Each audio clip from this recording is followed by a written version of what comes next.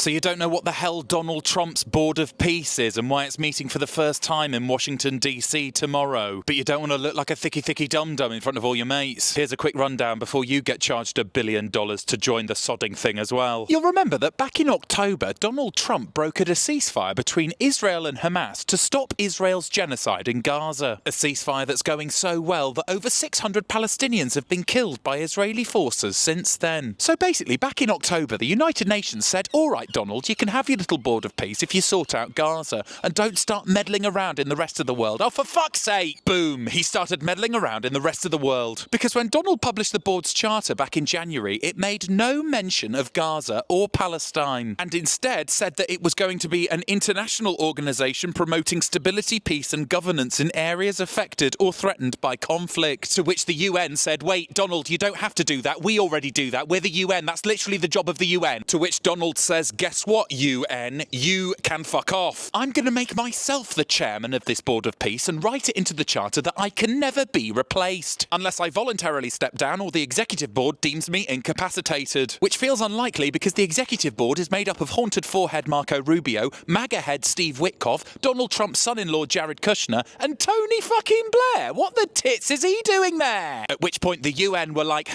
Donald, we think this might be getting out of hand. We only gave you the authority to sort out Gaza, but now it looks like you've set yourself up as the unelected leader of an organisation whose sole purpose is to rival the United Nations, and that makes us feel a bit weird. Also, unelected leader doesn't exactly gel with the remit of bringing peace to the world. Also, WTF, you've just invaded Venezuela and kidnapped their president. What are you doing? At which point, Donald Trump acquired permanent citizenship to batshit land because he started sending out invitations for people to join his Board of Peace. People like Vladimir Putin, who have been waging an illegal war against Ukraine for 4 years. The aforementioned Tony Twatting Blair, who's got a fantastic peacekeeping record. Belarus, a country largely seen as Europe's last dictatorship. And Benjamin Netanyahu of Israel, who currently faces an arrest warrant from the International Criminal Court for war crimes. At which point, most European countries like the UK, France, Sweden and Norway said, thanks for the invite, Donald, but we don't really like the location of this Board of Peace, which appears to be in and around your anus. So out of the 65 countries that Donald Trump invited to be a part of the board, only 20 have accepted, and most of those aren't even democracies. Plus, permanent membership of the board costs $1 billion.